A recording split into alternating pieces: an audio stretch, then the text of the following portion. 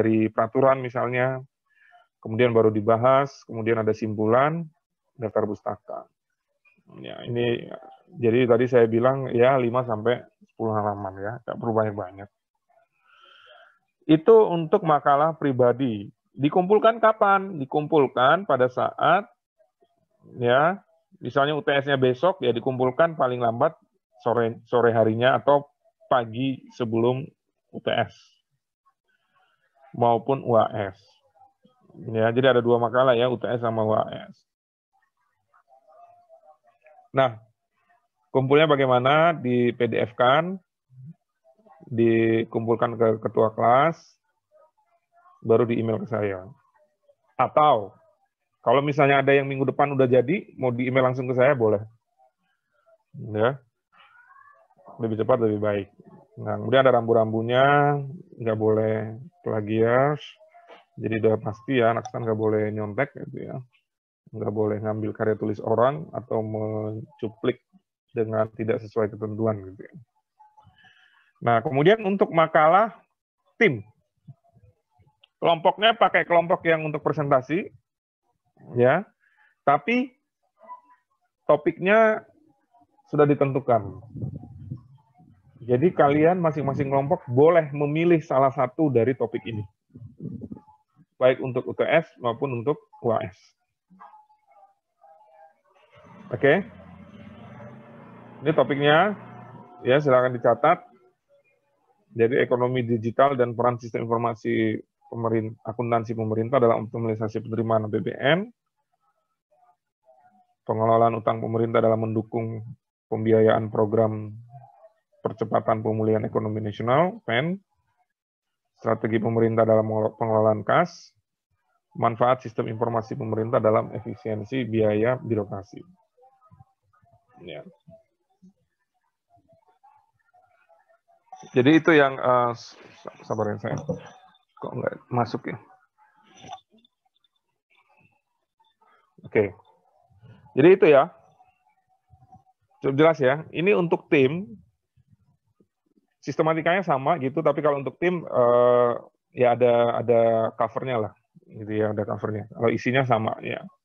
5 sampai 10 halaman boleh, maksimal 15 kalau untuk makalah tim. Ya. Kalau yang pribadi tadi 5 sampai 10 aja. Kalau makalah tim 5 boleh sampai 5 isinya ya.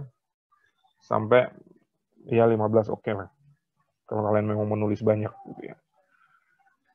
Cukup jelas sampai sini untuk tugas. Jelas? Jelas, Pak. Oke. Kalau udah jelas, ini saya stop share. Sekarang kita ya, mana kelompok penanggapnya silakan.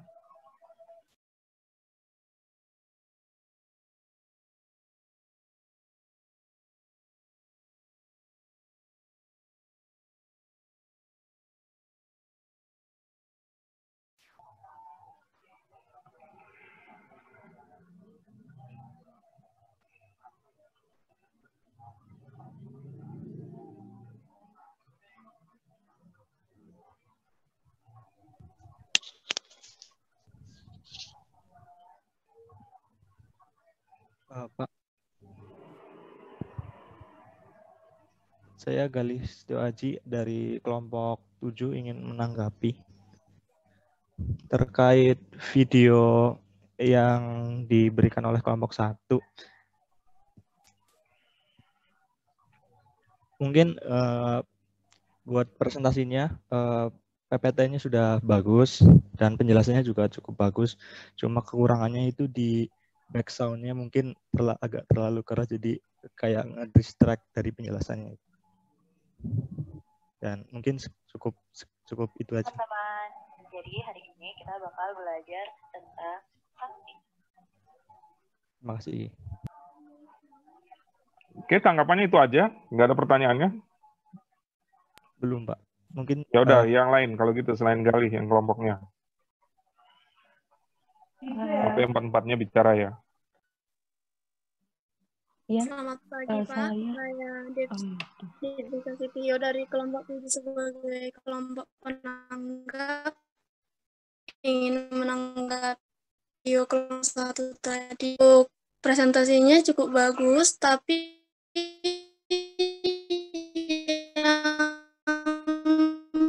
PPT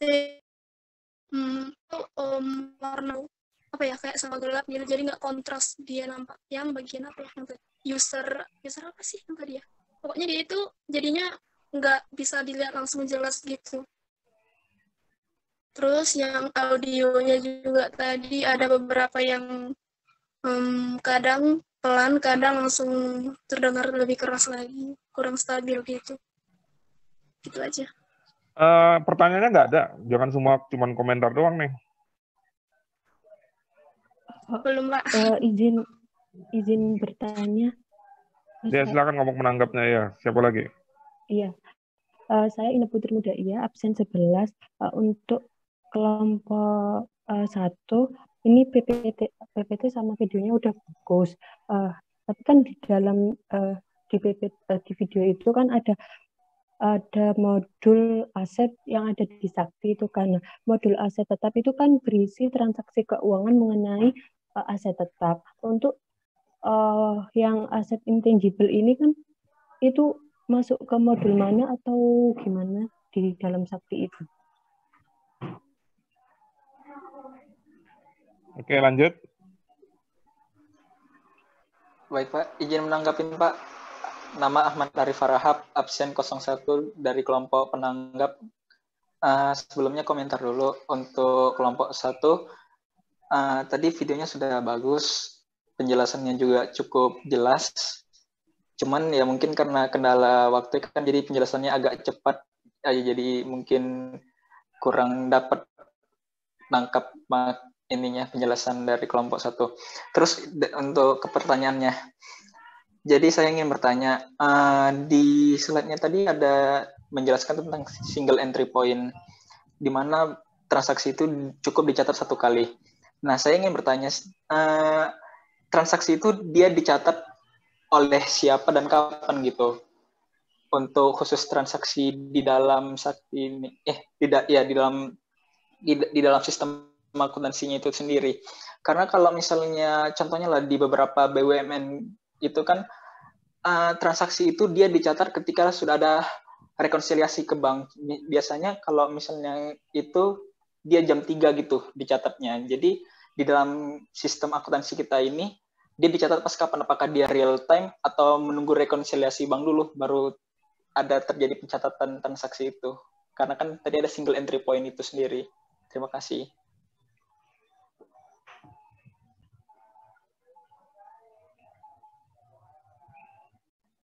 Oke, selain kelompok penanggap, ada yang mau bertanya? Boleh 2 orang.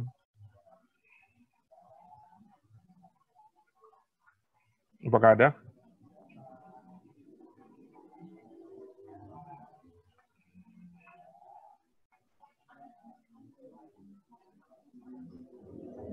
Ada?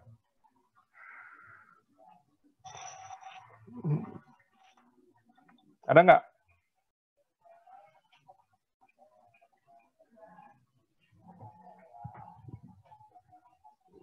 Nggak ada?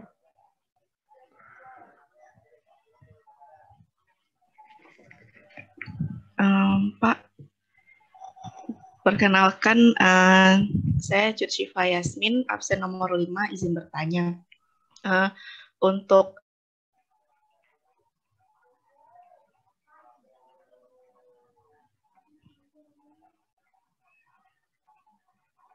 Ya, silakan Siva. Jadi hilang suaranya Siva.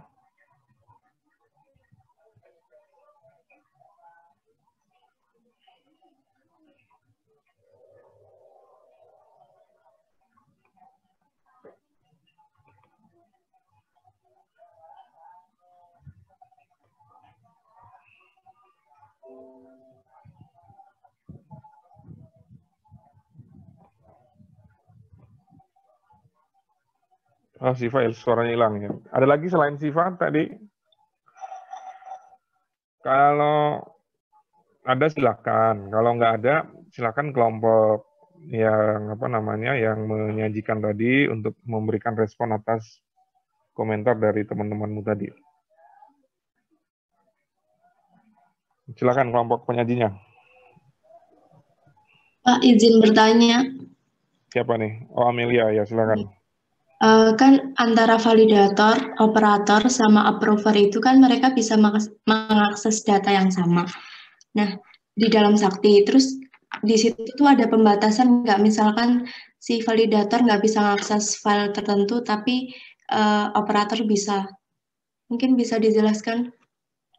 Ya, Terima silakan kasih. ya. Pertanyaannya untuk kelompok penyajinya ya. Nanti Iya. saya tambahin. Jadi udah cukup dulu komentar dari teman-temannya. Silakan kelompok penyaji memberikan respon atas komentar dari teman-temanmu. Silakan.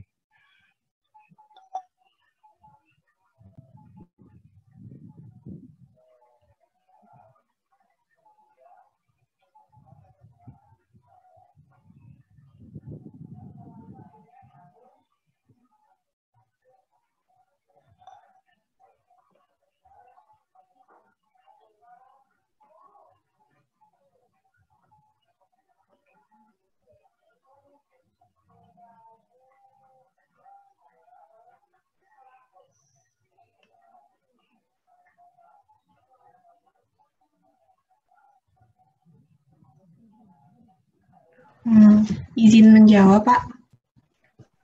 Ya.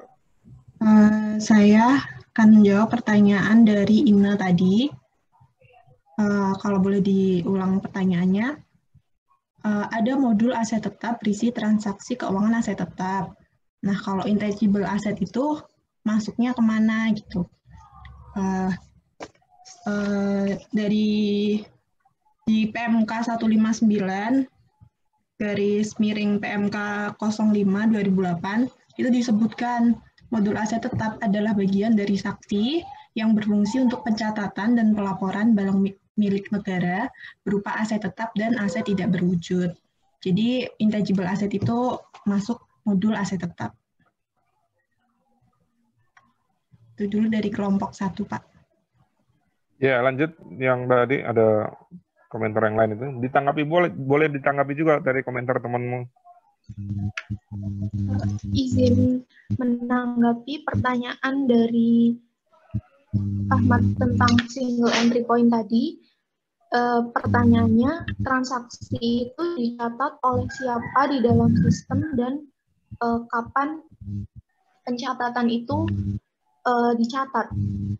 Saya ingin menanggapi tentang single entry point ini. Nah, single entry point ini maksudnya adalah bahwa sistemnya itu udah terintegrasi. Jadi sekali input data itu kan digunakan, maksudnya tidak perlu input database berkali-kali seperti diagram yang tadi itu sudah terintegrasi yang ada di PPT itu. Nah, itu secara real time. Jadi karena ini adalah maksudnya sistemnya udah tersistem dengan Sakti, dia secara real time karena jaringannya juga jaringan intranet.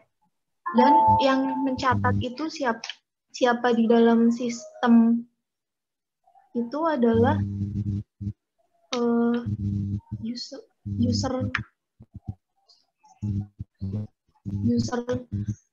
usernya begitu, Pak. User dari setiap satker itu kan memiliki operator masing-masing, Pak. Mungkin ketika transaksi mereka mencatat dan kemudian itu akan secara otomatis masuk dalam Sakti. Mungkin begitu, Pak. Mohon maaf kalau Oke. Menanggapi pandangan tadi gimana?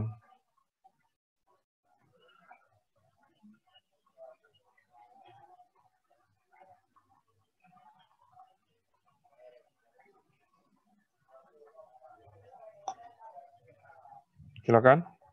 Tadi kan temanmu ngasih masukan tuh.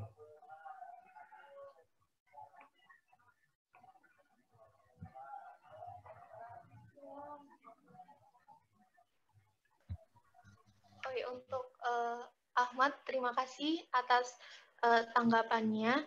Gitu, itu adalah jawaban tanggapan dari kelompok kami. Mohon maaf apabila kurang dalam menjawabnya mungkin akan dilengkapi oleh Bapak Maurits.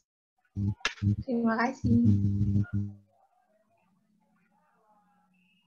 Oke, ada lagi yang mau bertanya ke kelompok penyaji? Masih punya waktu kita.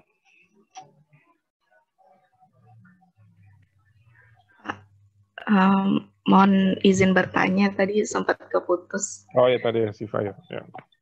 Iya, jadi tadi kan kalau nggak salah di video itu ada proses tutup buku kan yang dari sistem itu. Nah, kan setelah kan nanti ketika ditutup buku, modul-modul lain kan akan secara otomatis juga mengikuti gitu kan. Nah, jadi saya bertanya, yang ketika proses tutup buku itu apa dilakukan secara otomatis oleh sistem atau ada adminnya yang menutup secara manual dulu, baru modul-modul yang lain mengikuti? Ya, itu aja sih pertanyaannya. Terima kasih.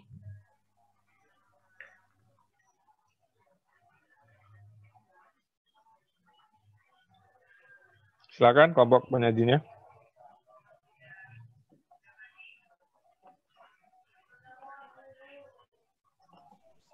Izin menjawab pertanyaan Amel, Pak. Tadi kan Amel tanya tentang operator, validator, sama approver. Nah, mereka tuh punya tugasnya masing-masing. Kalau operator itu dia melakukan rekaman data di dalam Sakti. Tapi kalau validator, dia yang menguji atau meneliti perekaman data yang dilakukan operator tadi udah benar atau belum. Terus kalau approver, dia melakukan persetujuan atas perekaman data yang dilakukan oleh operator sama perekaman data yang udah disetujui sama validator. Jadi si approvernya itu dia yang lebih mastiin lagi apakah operator sama validatornya udah melakukan tugasnya dengan benar gitu. Terima kasih.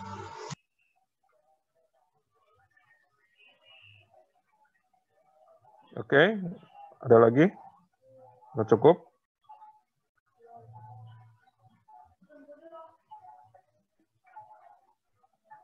Kalau udah cukup gitu ya, jadi terima kasih kelompok penyajinya sudah membuat video, udah bagus. Ya bisa menjadi benchmark awal, tapi bisa kelompok yang lain lebih bagus lagi ya. Terus seperti yang saya sampaikan, memang tidak perlu semua dijelaskan gitu ya, karena bukan tugas kalian untuk menjelaskan semuanya, ambil beberapa saja. Sehingga tadi misalnya ada komentar temanmu, oh ini terlalu cepat ngomongnya misalnya gitu ya. Itu juga bisa dihindari ketika misalnya kalian di depan sudah menyebutkan bahwa oh saya kelompok kami hanya di video ini menyajikan mengenai subtopik ini gitu, dan subtopik ini misalnya. Jadi supaya waktu yang maksimal 10 sampai 15 menit tadi itu bisa optimal, tanpa terasa terburu-buru, tanpa terasa sangat padat slide-nya misalnya. Jadi silakan aja gitu ya. Nah, untuk diskusi saya mohon untuk lebih hidup lagi gitu ya. Jadi tidak perlu menunggu saya ini. Jadi begitu videonya ada selesai, jadi pola ini akan kita pakai. Saya akan absen dulu, ya absen dulu. Kemudian kelompok penyajinya men-share videonya, misalnya 13 menit gitu ya. Tadi berarti 15 menit menyimaknya maksimal, gitu ya. Kalau misalnya sesudah disimak, berarti langsung masuk ke sesi diskusi. Nah, seksi diskusi itu langsung saja bicara, kelompok penyajinya bertanya gitu ya. Jadi jangan nunggu saya atau ini ya. Kemudian untuk komentar segala macam langsung gitu ya. Jadi jangan tunggu-tungguan gitu ya. Termasuk waktu menjawabnya. Kalau memang perlu didiskusikan dulu ya bilang aja kami butuh waktu 2 menit, 3 menit untuk mendiskusikan pertanyaan-pertanyaan. Tapi kalau misalnya tidak perlu diskusi, langsung menjawab aja, nggak apa-apa gitu loh. Jadi nggak perlu menunggu saya. Jadi intinya 45 menit pertama gitu ya, 45 menit pertama itu betul-betul, atau maksimal 1 jam pertama atau 50 menit pertama itu betul-betul kelompok penyaji dan diskusinya bisa berjalan dengan lancar gitu ya. Dan nggak perlu ragu-ragu. Nah, untuk bertanya segala macam tadi cukup menyebutkan nama dan nomor absennya. Demikian juga yang menjawab juga jangan lupa menyebutkan nama dan nomor absennya. Gitu ya. Oke, kita masuk ke materi gitu ya. Tadi temanmu ada yang bertanya mengenai apa namanya operator dan sebagainya, approval dan sebagainya. Itu sebenarnya mengubah nama gitu, artinya sebenarnya dengan Sakti ini kemudian ada si operatornya, ada pejabat pembuat komitmennya, ada pejabat penandatangan SPM-nya. Jadi sebenarnya itu memfungsikan gitu ya supaya tidak tidak bisa sembarang orang untuk masuk ke dalam sebuah sistem kita ini yaitu Sakti ya. Jadi memang otorisatornya gitu ya, kekuasaannya dari setiap orang itu memang terbatas. Tidak semua menu sama, ya. Jadi ada batasan-batasannya. Nah, untuk lebih jelas kita akan masuk ke materi, teman-teman. Ini mohon maaf saya di luar gitu ya, sekalian berjemur gitu ya di depan rumah. Jadi mungkin wajahnya agak-agak kayak ketimpa matahari, biarin aja. Memang sengaja lagi di luar gitu ya. Maaf Pak, izin. Ya. Tadi ada yang belum dijawab Pak. Iya nanti dengan penjelasan saya nanti di slide ini kalian akan terjawab dengan sendirinya ya. Maksud saya pertanyaan Yasmin tadi. Oh, pertanyaannya dari kelompok penyajinya belum menjawab. Iya. Oh ya udah silakan. Saya akan menjawab pertanyaan Yasmin tadi tentang proses closing. Jadi tutup buku transaksi pada Sakti merupakan proses tutup buku pada saat periode transaksi dinyatakan berakhir dan dilakukan sebelum modul akuntansi dan pelaporan melakukan periode tutup buku. Jadi tutup bukunya itu dilakukan secara otomatis. Kemudian dalam hal modul akuntansi dan pelaporan melakukan tutup buku permanen, maka modul lain secara otomatis akan tertutup untuk periode berikutnya. Terima kasih. Oke, makasih Rizka ya. Oke, kita masuk ke materi. Nanti akan lebih jelas.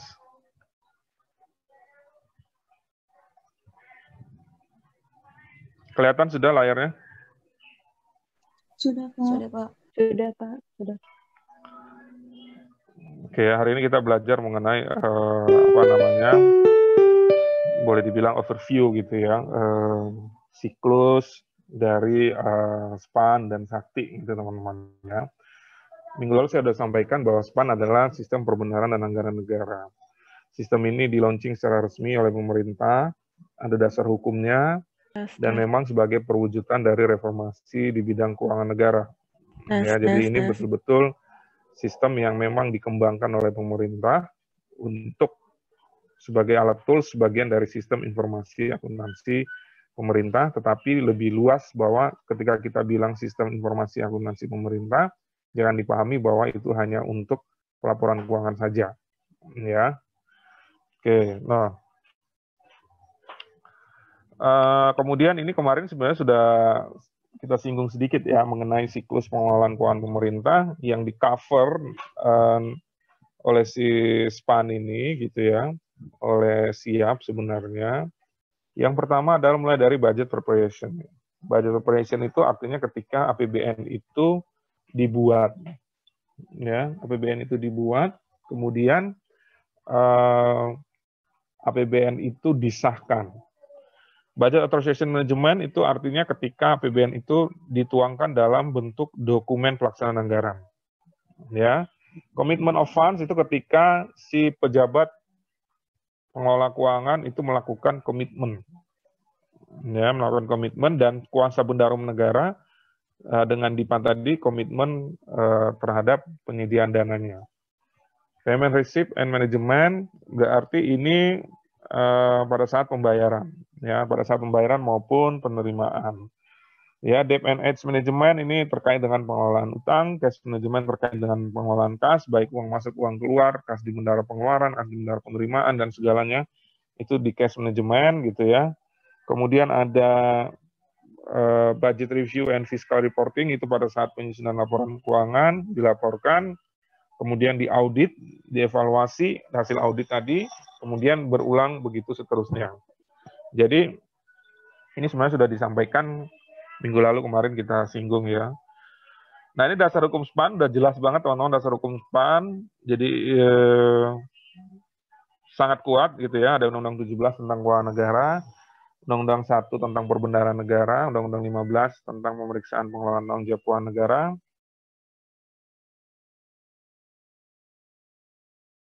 dan Undang-Undang 19 ya tentang informasi dan transaksi elektronik, kemudian ada beberapa peraturan pemerintah termasuk di dalamnya adalah PP 71 tentang standar akuntansi pemerintahan, kemudian ada PP terkait dengan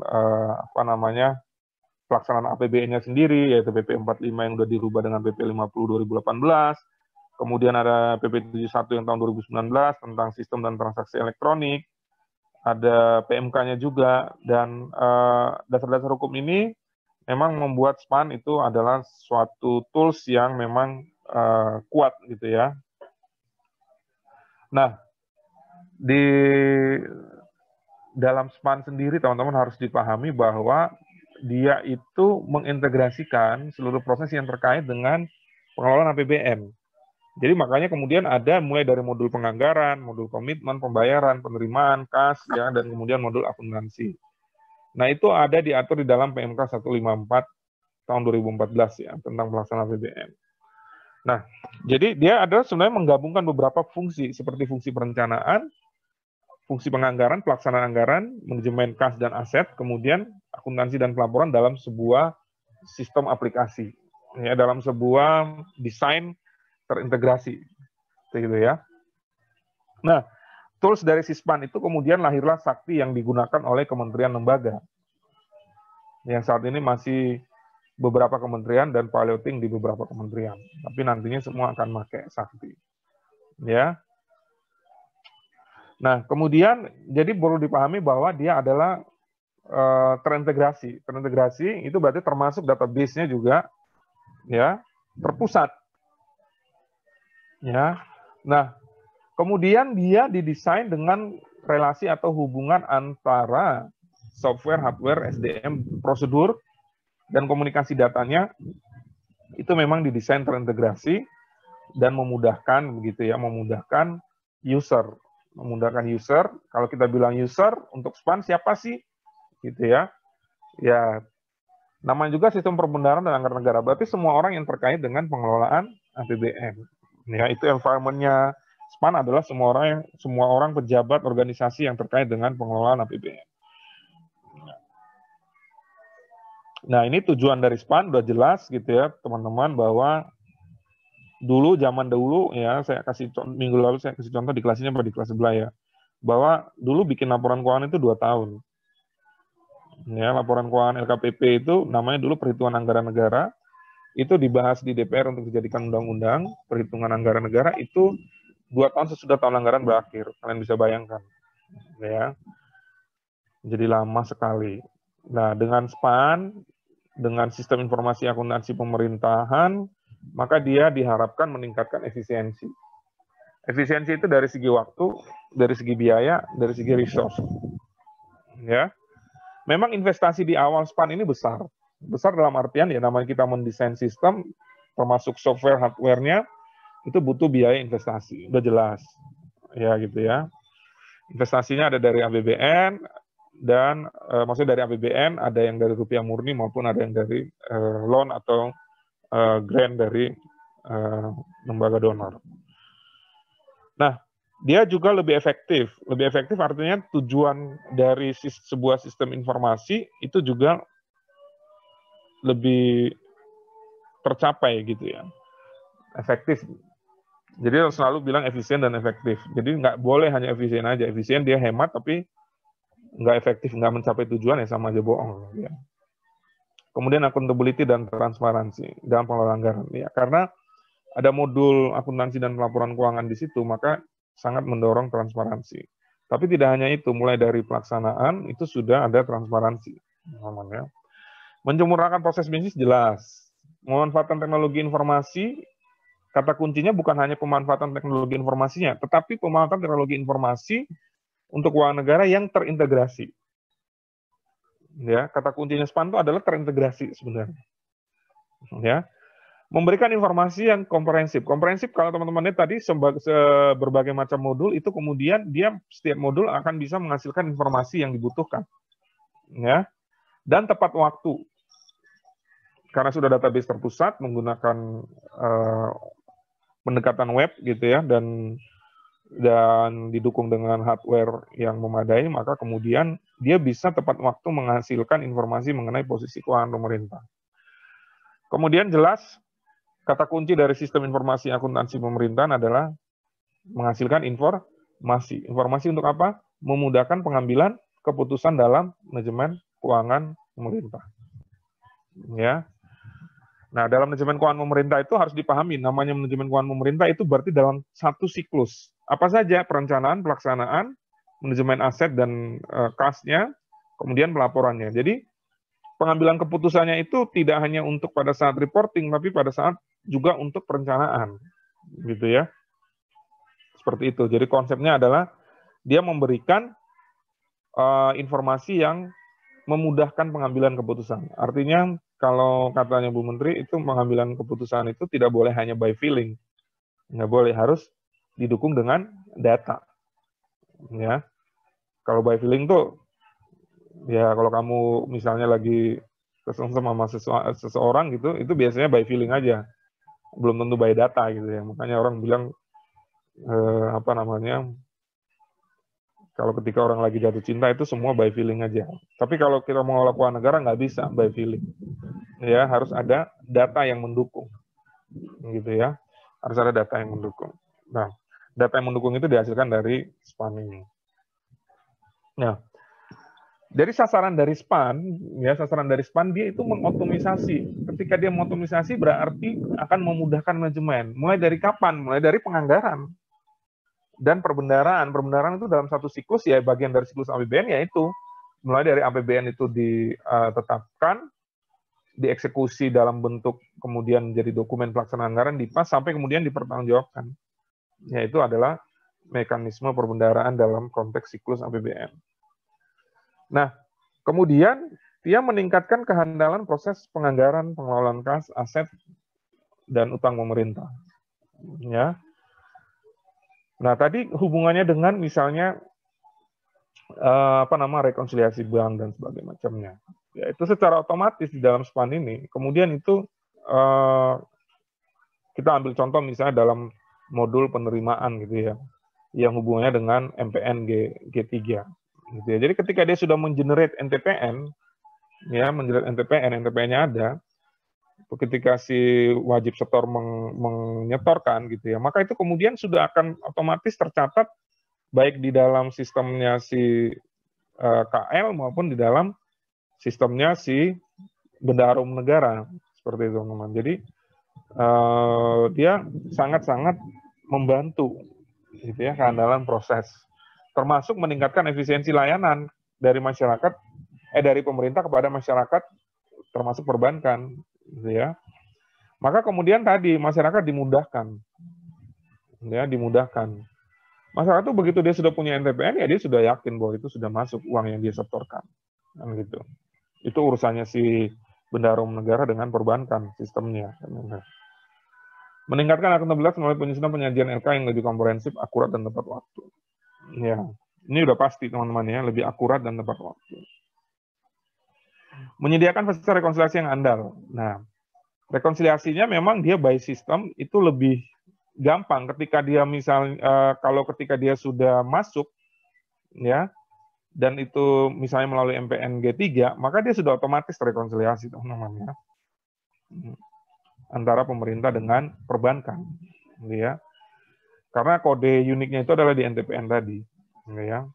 NTPN itu kemudian dicatat oleh si perbankan dan bendahara umum negara. Nah, ketika NTPN itu sudah ada, maka dia akan menghasilkan misalnya yang orang bilang atau auditor bilang adalah audit trail. Ya, ini NTPN nomor sekian ini dia ditransaksikan kapan sih, melalui apa, akunnya berapa, rupiahnya berapa, untuk kegiatan apa dan segala macam itu sudah bisa ditelusuri. Bahkan transaksi itu misalnya dilaksanakan tengah malam, mau di mana dimanapun dia tetap bisa ditelusuri. Menyediakan audit trail. Ya, jadi setiap modul-modul yang ada di dalam SPAN itu adalah menyiapkan juga audit trail. Audit trail itu artinya si auditor bisa menelusuri gitu ya.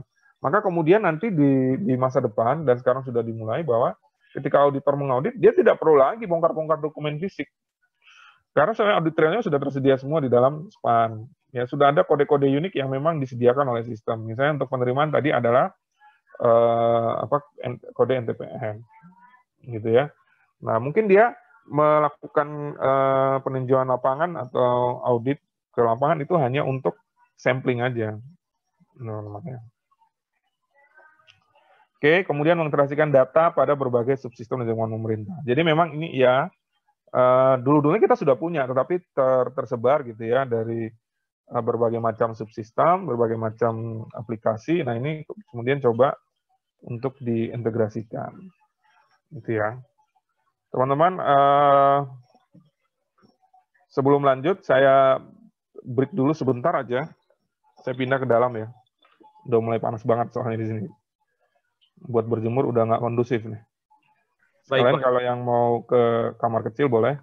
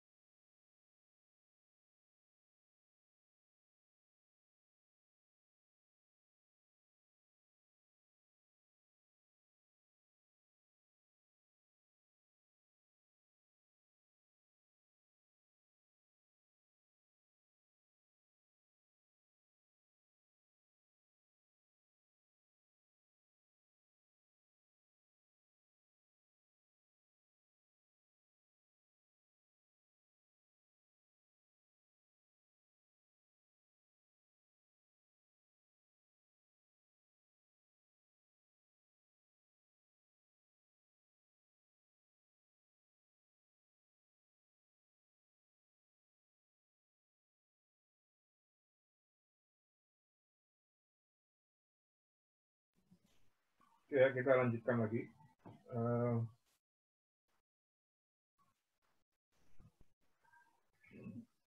Oke, kita lanjutkan lagi. Jadi kemudian ketika kita bicara mengenai SPAN ada beberapa prinsip dasar gitu.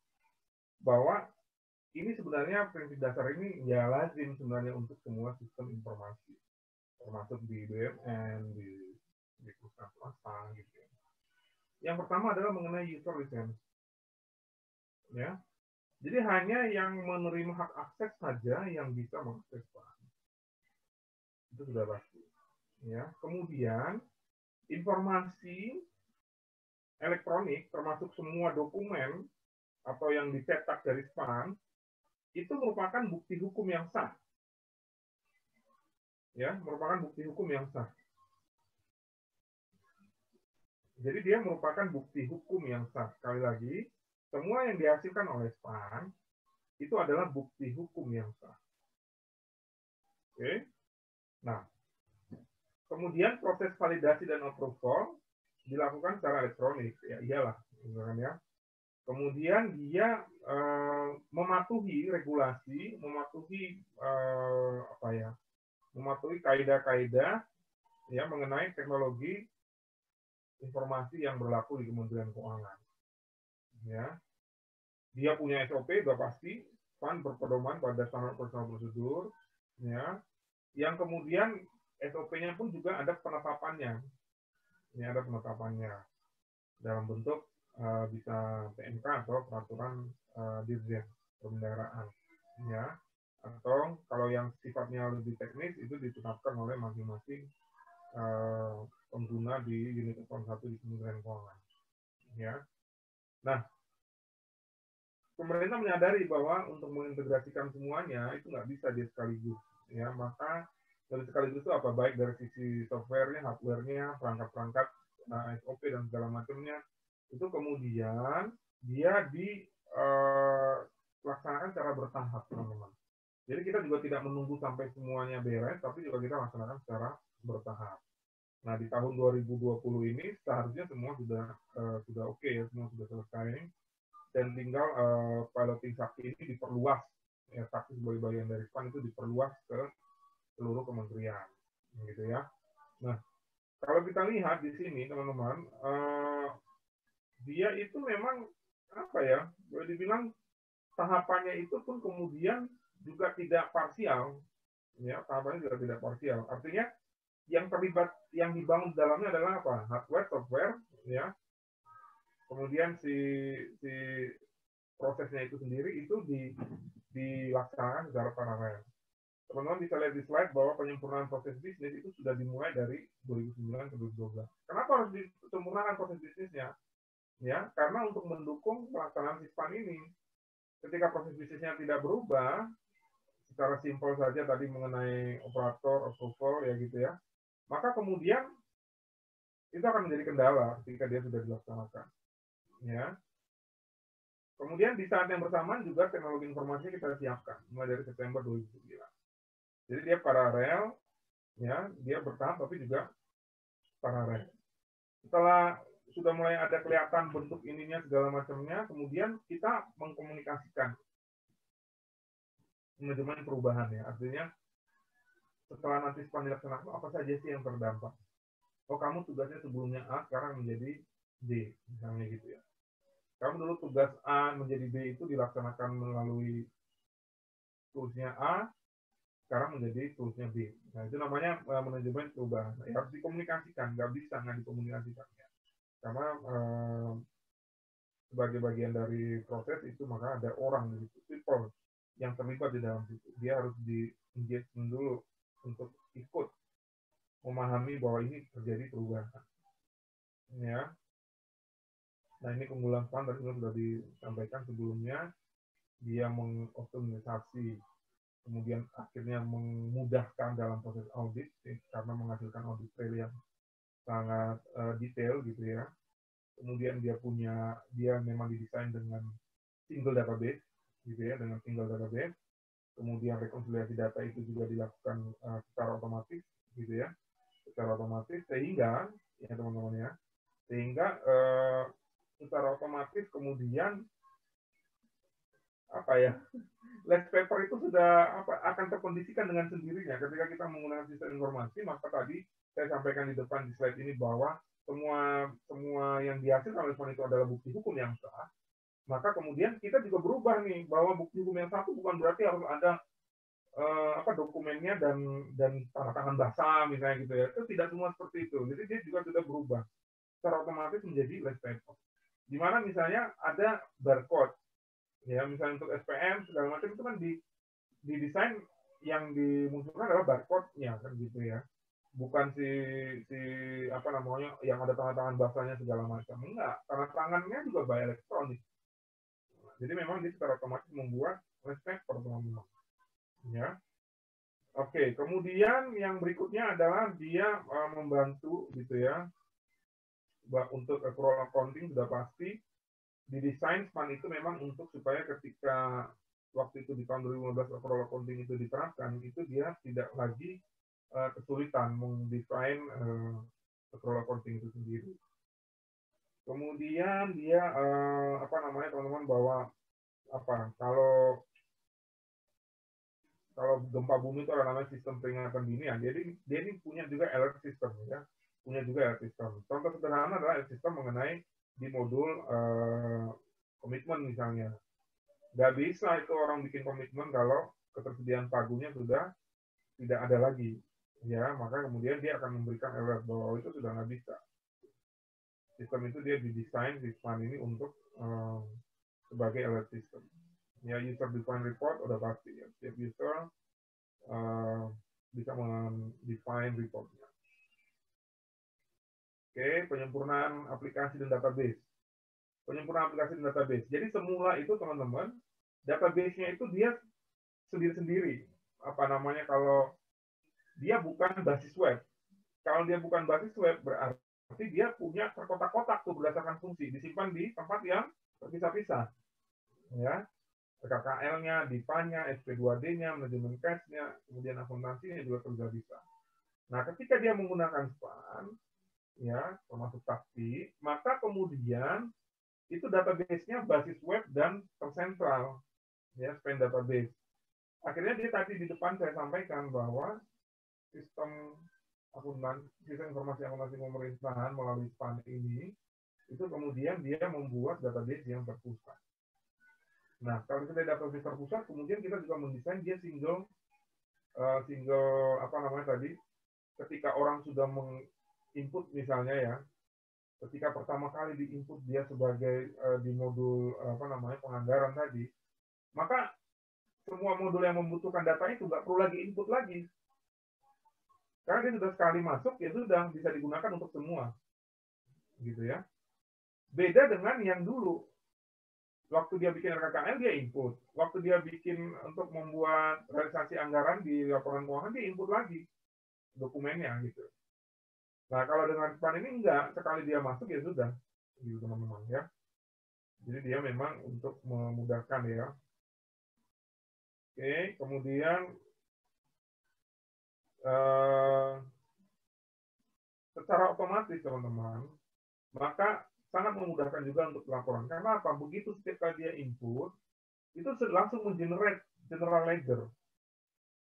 Ya.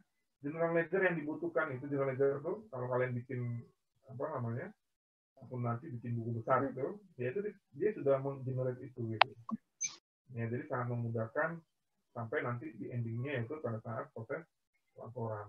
Nah, ini ada gambar yang agak rumit nih ya, ada gambar yang agak rumit, tapi ini sebenarnya menggambarkan bahwa semua itu dalam satu siklus ya, semua itu dalam satu siklus. Manajemen DIPA itu nanti akan dipakai untuk apa? Untuk komitmen, untuk penerimaan dan pembayaran ya, manajemen cash-nya dan segala macamnya. Sampai ujung ke laporan keuangan dan nanti ketika dia di audit itu menjadi bukti dari audit trail. Pemerintah bisa menyediakan itu secara sistem, BPK-nya dikasih akses sesuai dengan kewenangannya, dia bisa lihat sendiri. Gitu ya. Nah, kalau teman-teman lihat di sini, ada fungsi treasury perbendaharaan.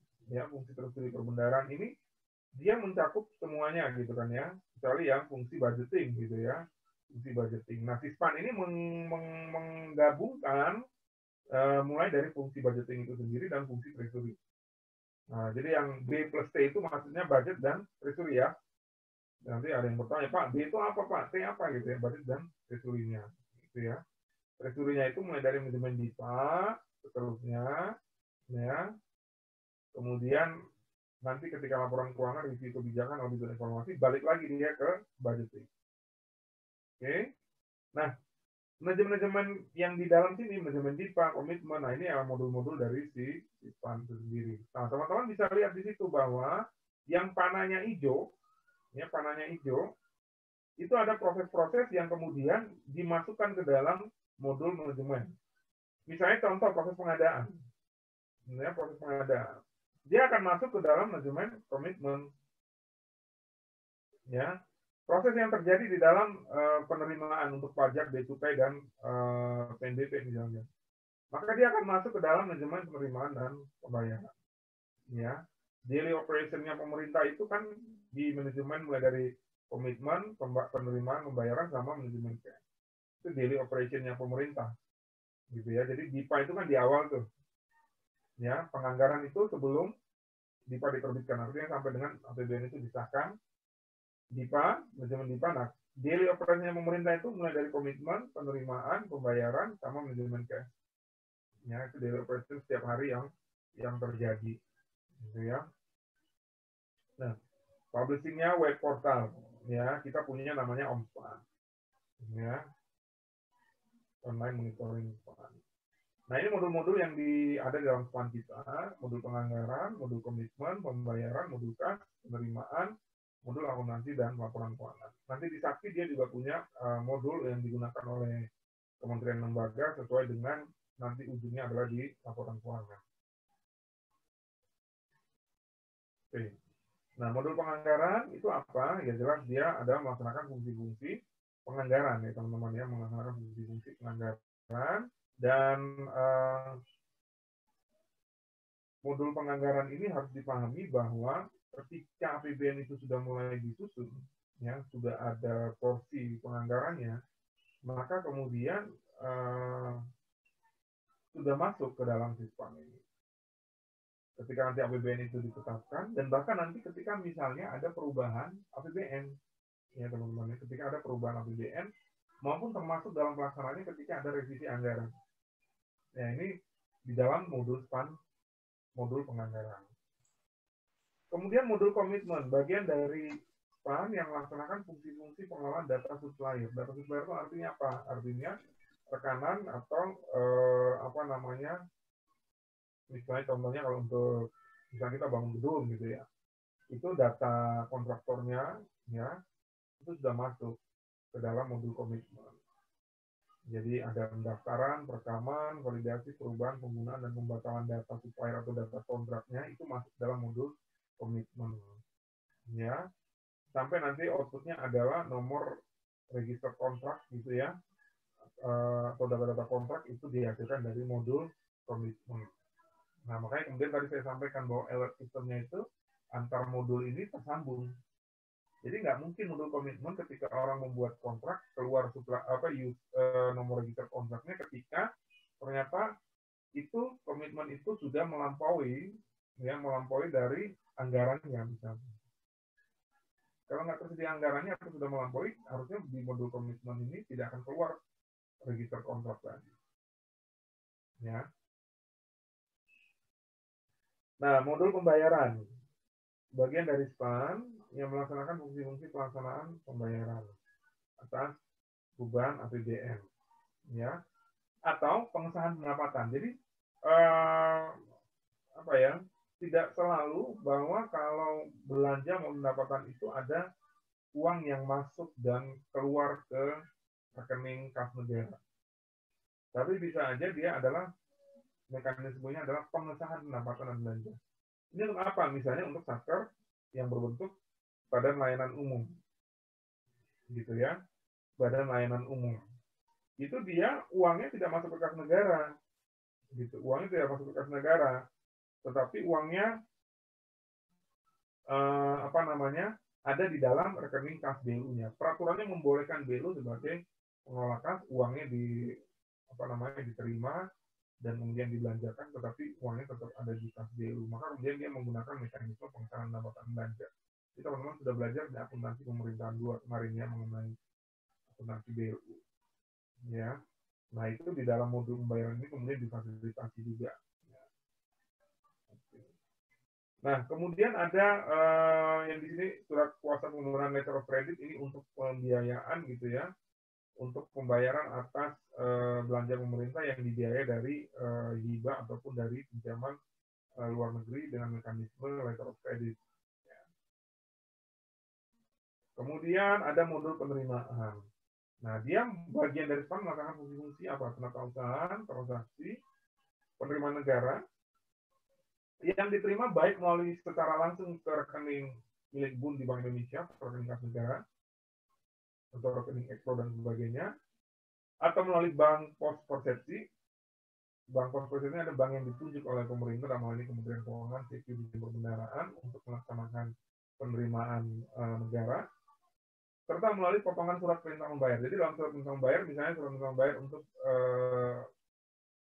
kegiatan belanja untuk membangun gedung gitu ya, maka kontraktor itu kan dikenakan pajak, dikenakan PPN juga. Nah itu dia pakai metode melalui potongan STM, ya.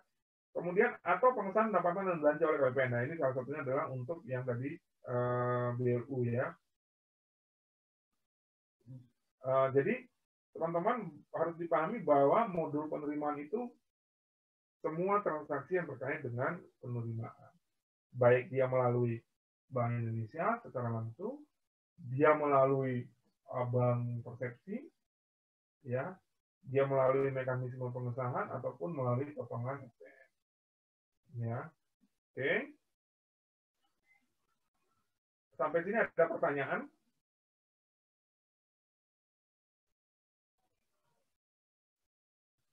Ada?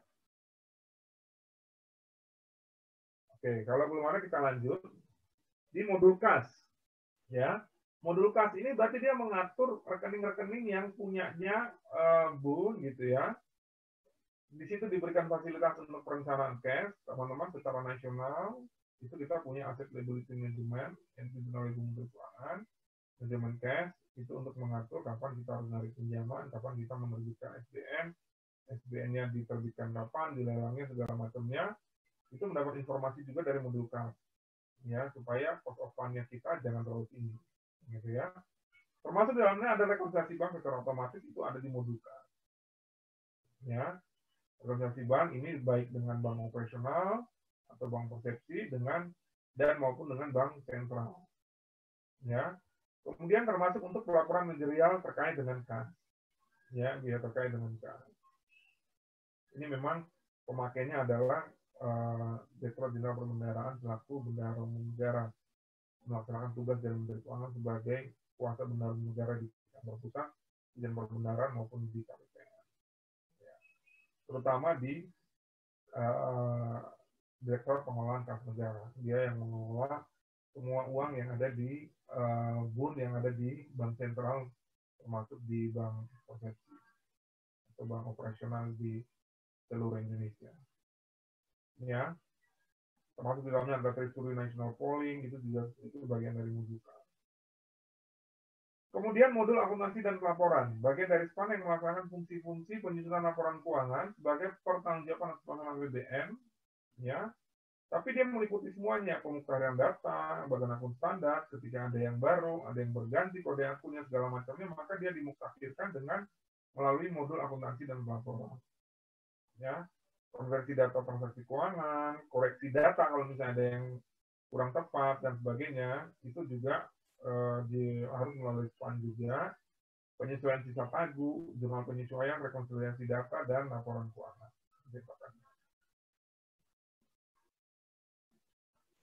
Oke, nah, apa sih SSC? SSC itu maksudnya Shared Service Center ya, Shared Service Center, posisi SPAN sebagai Shared Service Center. Jadi kalian secara sederhana membayangkan bahwa di dalam SPAN ini kayak misalnya ada banyak orang gitu yang kemudian dia menyediakan, ya kamu butuh apa nih, saya kasih gitu kan. Nah itu sebenarnya adalah Shared Service Center. Dia memberikan data, jadi mengumpulkan data, mengolah dan memberikan data untuk pihak-pihak yang membutuhkan. Di dalam internal Kementerian Keuangan, kalian bisa lihat di slide ini, misalnya ini DJP udah nama yang lama ya, harusnya DJPPR ya, Direktorat Jenderal Pengelolaan Pembiayaan dan Risiko. Karena itu DJP itu masih yang lama, Direktorat Jenderal Pengelolaan Utang. Sekarang dia berganti nama menjadi Direktorat Jenderal Pengelolaan Pembiayaan dan Risiko. Nah, dia menggunakan SPAN ini kemudian menggunakan fungsi bahwa saya ini adalah sebagai pusat layanan bersama, Shared Service Center di Kementerian Keuangan. Dia menggunakan bahwa semua boleh pakai data saya. gitu ya, baik di JPPR, di TKN, Dijen Pajak, Bea Cukai, Dijen Anggaran, gitu ya, kemudian termasuk dengan Dijen Anggaran itu sendiri. Nah, di dalam modul-modul itu kemudian data-data itu bisa digunakan, sekaligus Spanya sendiri bisa mengambil, ya, kalau memang secara bisnis prosesnya dia harus mengambil data dari masing-masing unit ini, itu bisa. Ya, maka kemudian dia istilahnya menjadi apa? Core of Information System untuk fungsi fiskal. Kalau apa? Pak siapa namanya? The core apa? Core of the core gitu lah ya. Nah, SPAN ini dari Core of Information System dari sebuah fungsi fiskal untuk pemerintah pusat. Ya, oke. Jadi dia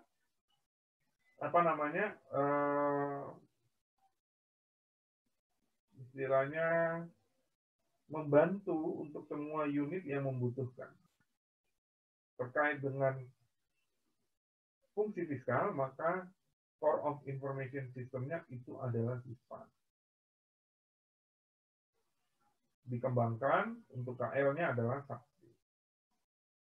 Ya, dia kemudian menjadi Core of Information System di Kementerian Keuangan untuk melaksanakan tugas sebagai pengelola fiskal, sebagai bendahara negara, dan juga otomatis sebagai pengelola bagian anggaran 015. Oke. Kemudian ada SPAN SMS, ini bisa gitu ya, ini sebagai pelengkap portal dari SPAN, menjembatani dengan satuan kerja gitu ya. Ini ada untuk administrator sebagai pengelola server SPAN SMS, kemudian KBPM sebagai operator lokal dari SPAN SMS, dan Satker sebagai pengguna layanan. Ya. Oke, portal SPAN, ini contohnya dalam SPAN, misalnya, sistem yang akan melakukan integrasi informasi berkaitan dengan implementasi SPAN, kemudian dia basisnya web, ya, basisnya web, untuk mendukung Sakti, di mana semua lintas arsip data komputer, ADK arsip data komputer, baik yang dari SPAN maupun menuju ke SPAN, dilakukan melalui portal SPAN. Ya, jadi basisnya web, kalau kita bilang portal, ini basisnya web. Nah, user dapat memanfaatkan portal ini setelah terlebih dahulu melakukan login, tentunya ada user name dan password yang sudah terdaftar tentunya. Jadi memang dia membantu, tapi juga tetap dikendalikan gitu ya. Username dan password yang sudah terdaftar saja yang bisa menggunakan, gitu ya. Oke. Kira-kira sampai sini ada pertanyaan? Slide 1 sampai 22. Ada? Tidak ada?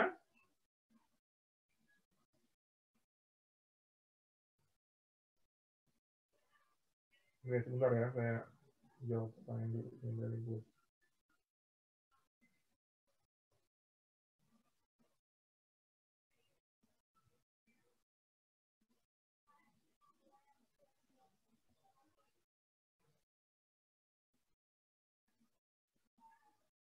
Oke. Nah, sekarang kita masuk ke Sakti. Sistem aplikasi keuangan tingkat instansi. Teman-teman ya. Sistem aplikasi tingkat instansi. Sakti. Ya, keren ya namanya, Sakti. Ya. Sakti ini sebenarnya singkatan, cuman bisa dimaknai sesuatu yang punya kekuatan kan gitu ya, sesuatu yang memudahkan gitu ya, kekuatan yang memudahkan. Nah, dasar hukum Sakti ini berbeda sama SPAN, karena Sakti sebagai bagian dari SPAN.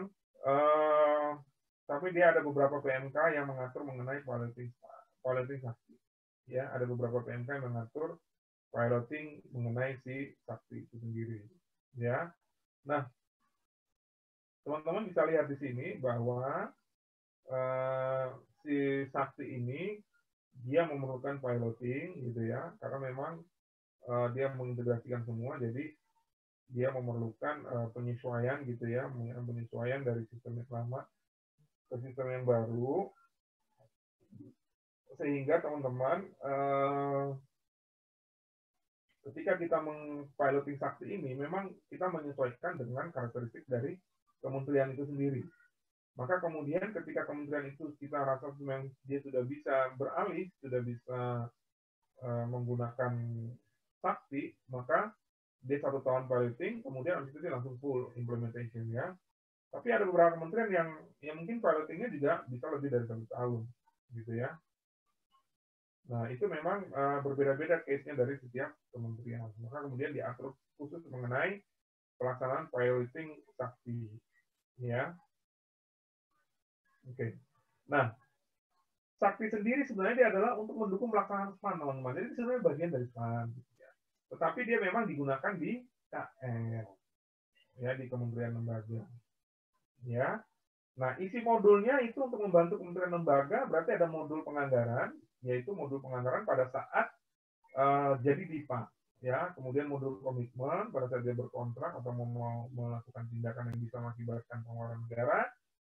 Kemudian ada modul pembayaran pada saat eksekusi SPM, ya, dan menjadi SP2D, modul bendahara di kementerian lembaganya, ya, uang persediaan dan sebagainya. Modul persediaan itu kalau membeli persediaan, modul aset tetap, termasuk di dalamnya adalah seluruh BMN. Kalau seluruh BMN berarti termasuk juga aset tidak berwujud, ya. Kemudian modul piutang, ya, modul piutang juga ada, ya. Jadi kalau misalnya teman-teman kalau di Satker itu juga punya piutang bisa saja ya. Jadi tidak hanya piutang pajak, piutang terkait dengan pajak, tapi ada juga piutang yang terkait dengan di Satker itu piutang bukan pajak. Kemudian modul akuntansi dan pelaporan untuk mencetak laporan keuangan. Ya. Nah, jadi sakti ini dia sebetulnya kadang-kadang dulu kita sakti benar ya bisa mengintegrasikan seluruh aplikasi Satker yang ada. Ya, aplikasi Satker itu banyak teman-teman, ada PAS, ada Silabi, ada Simak, persediaan, aplikasi Saibanya, ini diintegrasikan dalam sebuah sakti, gitu ya. Dia digunakan bisa oleh semuanya ya, Satker, oleh wilayah, oleh tahun 1, oleh kementerian. Prinsipnya sama, dia konsep single database, ya, konsep single database. Kemudian fungsinya untuk mulai dari perencanaan itu artinya dalam penetapan anggarannya, DIPA, gitu ya, kemudian pelaksanaan dan pertanggungjawaban anggaran, pertanggungjawaban APBN atau laporan keuangan. Nah, punya interface dengan SPAN pada setiap tahap siklus anggaran. Jadi kalau udah masuk sakti ya ada juga di SPAN, gitu ya. Si portalnya itu terhubung lah, ya. Nah, ini beberapa modul yang ada di sakti yang sampai saat ini ada. Mungkin nanti suatu saat modul ini bisa bertambah, bisa, atau modulnya tetap tapi di dalam submenu-nya ditambah. Ya. Ada 8 modul. Yang pertama modul penganggaran, komitmen, modul bendahara, modul pembayaran, modul persediaan, aktiva tetap, modul piutang, dan modul akuntansi dan pelaporan. Jadi ini beberapa modul yang memang sakti itu kemudian kalau teman-teman lihat ini udah lengkap loh, semua aktivitas keuangan yang di dalam satu satuan kerja itu dia sudah terakomodir semua di dalam sakti ini dengan modul-modul ini. Gitu ya. Sampai sini ada pertanyaan?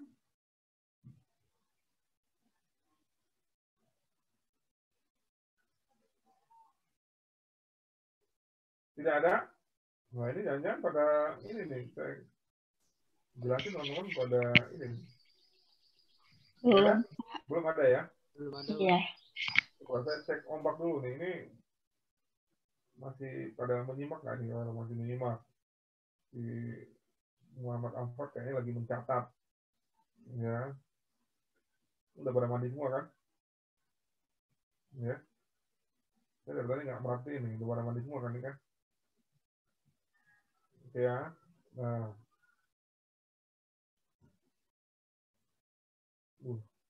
Oh Gali, tak pikir lagi di stand, ternyata itu cuma ini aja ya. Stand sepi banget tau, tutup lagi. Dian Putri ini apa yang ditampilin? Nah, tangannya tadi rupanya.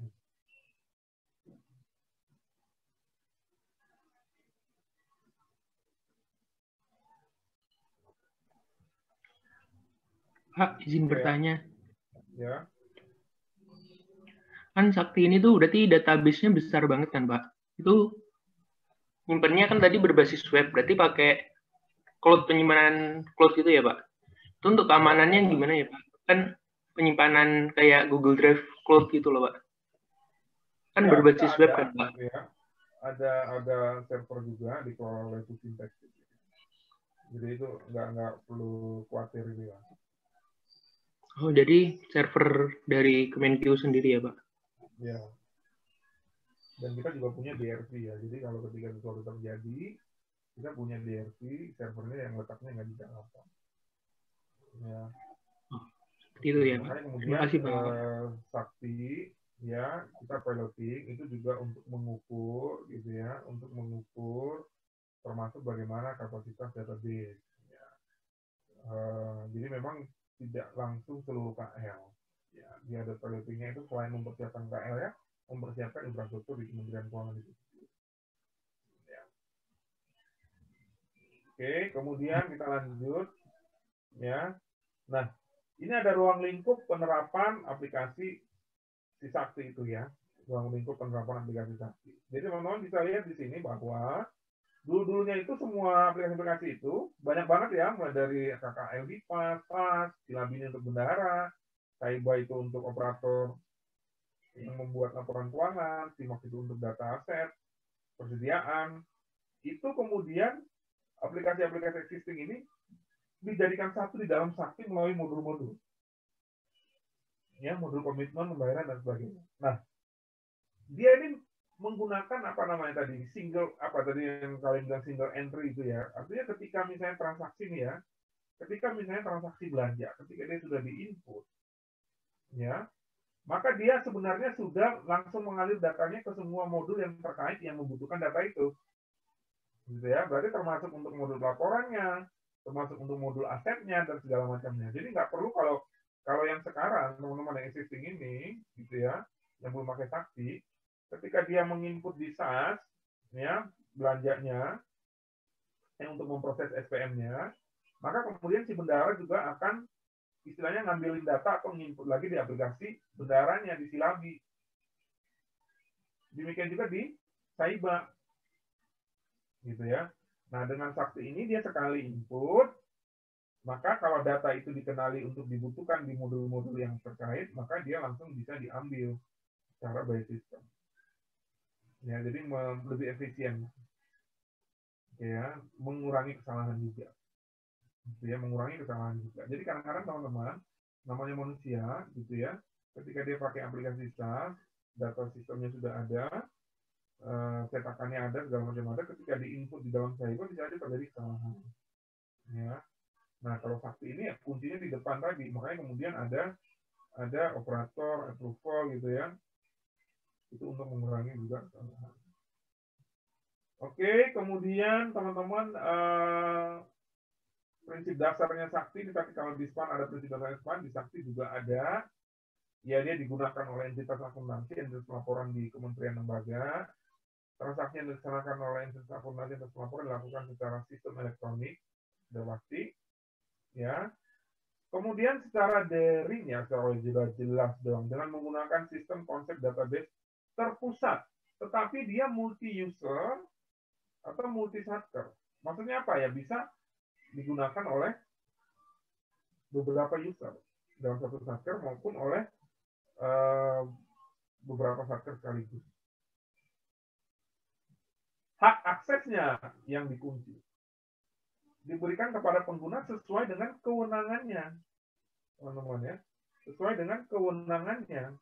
Jadi tidak boleh juga sembarangan. Ya. Nah, sesuai dengan kewenangannya. Nah, kewenangannya ini kemudian ditetapkan juga, teman-teman ya. Ditetapkan dalam sebuah keputusan. Jadi bukan kewenangannya itu cuma di info by WA aja, enggak begitu. Jadi dia tetap ada penetapannya. Oh, siapa? Orangnya siapa? Nomor induk pegawainya berapa gitu, pangkat, golongan, itu ditetapkan ya. Kemudian setiap perubahan data pada saksi akan tercatat dalam histori transaksi. Jadi ini ujungnya juga ke audit trail. Ya, ketika transaksi itu ada satu kesalahan kemudian dirubah, ya jadi kita juga bisa tahu gitu ya. Juga untuk memastikan bahwa perubahan itu memang perubahan yang benar gitu. Ya.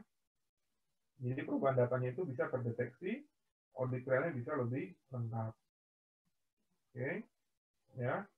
Nah, pengiriman data dari saksi ke SPAN itu sebenarnya juga boleh dibilang otomatis sebenarnya, ya, dikirim secara elektronik, ya, dikirim secara elektronik, ya. Nah, KPA itu apa? Kuasa pengguna anggaran itu bertanggung jawab atas pelaksanaan organisasi saksi pada saat. Jadi memang kita menyiapkan, tapi tanggung jawab itu ada di dalam konteks si kuasa pengguna anggarannya. Karena Undang-Undang 17 itu sudah bilang bahwa dipisahkan fungsi, ya, antara BUN dengan pengguna anggaran.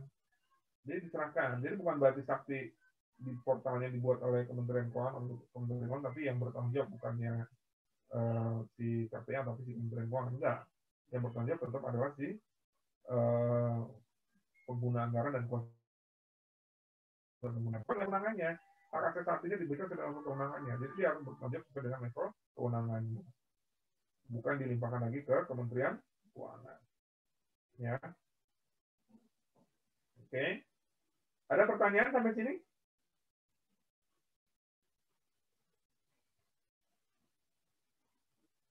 Tidak ada?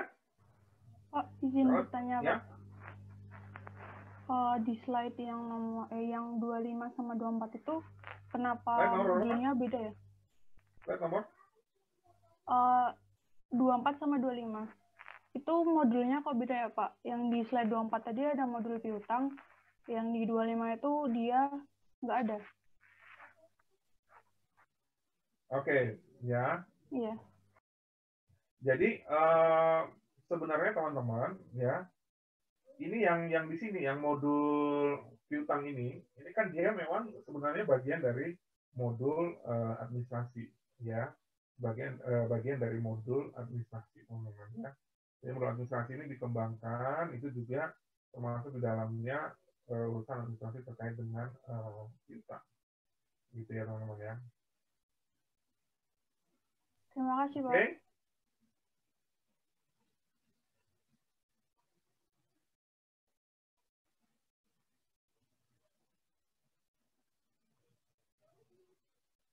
Modul administrasi sama modul pelaporan, ya.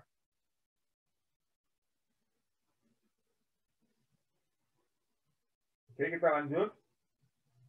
Nah, periodisitas transaksi, ya. Nah, siklus APBN, teman-teman, pelaksanaan APBN itu dia mulai dari Januari sampai Desember. Maka itulah yang dibilang periodisasi transaksi, ya. Kodenya adalah 1 sampai dengan 12. Kemudian masuk ke unaudited. Jadi ke kode unaudited itu artinya misalnya kita membukukan itu di bulan Januari gitu ya. Tapi memang tanggal transaksinya itu dibikin 31 Desember. Ya. Termasuk ketika audited, koreksi. Jadi waktu dia koreksi misalnya di bulan April waktu audit, itu yang dikoreksi adalah data di tanggal 31 Desembernya. Ya. Ini prinsip data transaksi. Nggak bisa misalnya kamu taruh data tanggalnya itu tanggal misalnya 2019, dikoreksi di bulan April karena ada hasil audit gitu ya, dikoreksi itu ditanggalin tanggal 12 April 2020. Enggak, dia tetap mengubah data yang tanggal 31 Desember. Ya, ini tadi yang bertanya mengenai tutup buku gitu ya. Ya, pada saat transaksi dinyatakan berakhir dan dilakukan sebelum modul administrasi pelaporan melakukan periode tutup buku. Ya.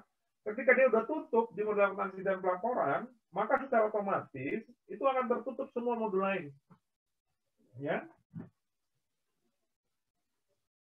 Gitu ya. Dalam transaksi yang dicatat setelah dilakukan tutup buku permanen, maka transaksi dimaksud dicatat pada periode transaksi berikutnya. Ya. Makanya kemudian modul di saksi ini ditutup biasanya seketika proses audit itu sudah selesai. Kalau audit belum selesai, jangan ditutup dulu. Nanti ketika ada koreksi audit, nggak bisa dirubah. Gitu. Nanti dia akan dicatat sebagai transaksi tahun berikutnya atau tahun berjalan yang saat ini, di 2020. Ya.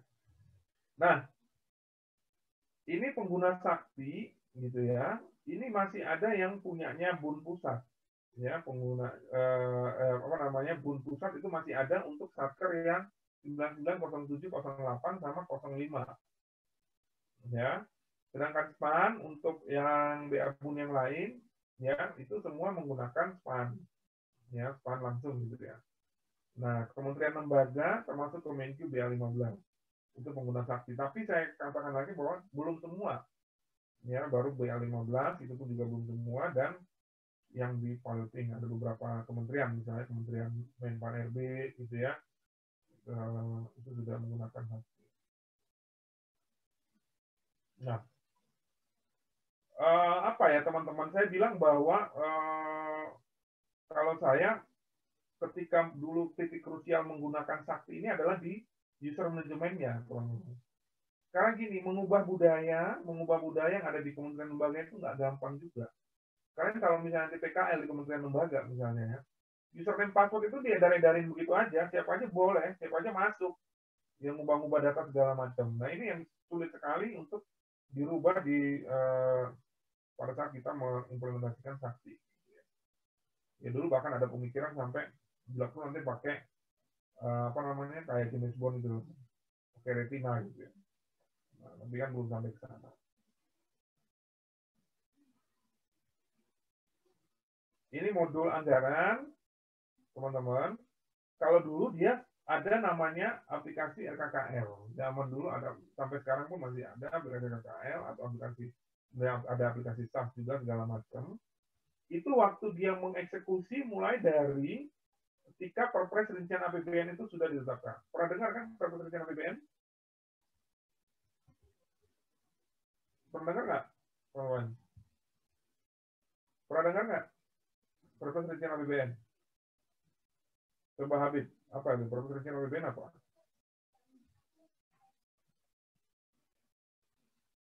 Di-unmute dulu.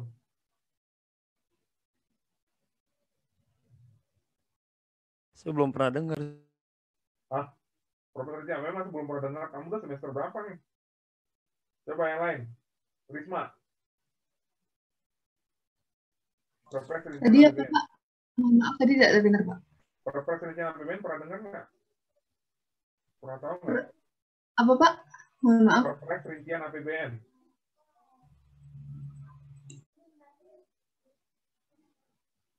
Peraturan Presiden tentang rincian APBN.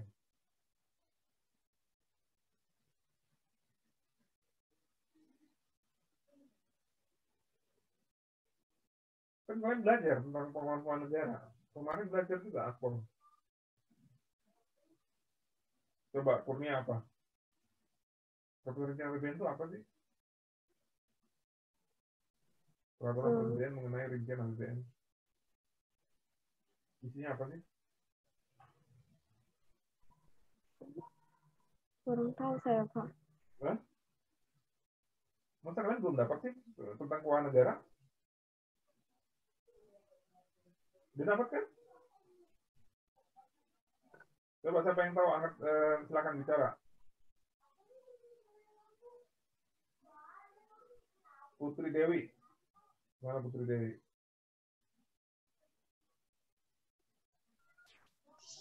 Itu tentang format APBN gitu bukan Pak isinya? Bukan, ya format APBN kan undang-undang APBN. Oh. Kurang tahu Pak. Waduh. Kalian belajar keuangan negara nggak? Ada mata kuliah keuangan negara kan? Ada, Pak. Ada. Masa nggak ada tuh tentang Perpres Rencana APBN? Ada itu. Lupa ya, pada lupa ya. Coba siapa yang ingat? Ayo.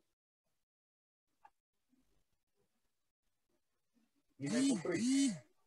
Ingat nggak?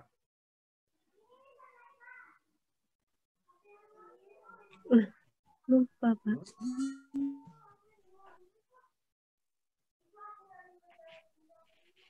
Atau Septi, ingat nggak Septi? Iya, Pak. Rincian isinya itu kalau nggak salah ya Pak, itu di Perpres nomor 78 tahun 2019 itu isinya tentang rincian APBN, anggaran pendapatannya, belanja sama pembiayaan negara. Di situ dijelaskan secara lengkap dari mana dari Ya, oke, mendekati ya. Rinciannya itu isinya apa itu? Coba Vicky Rahman.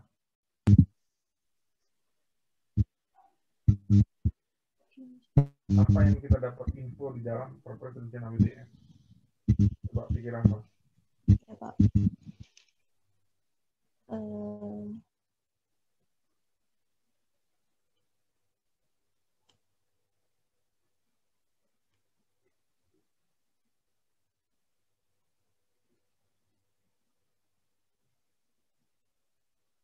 Nggak tahu, Vicky Rahman, Tasya? Ya Pak. Apa? Kalau saya tadi cari-cari gitu, dapatnya yang rincian APBN itu ada belanja pembiayaan itu tadi Pak. Ya, apa maksudnya? Isinya lebih detail lagi apa?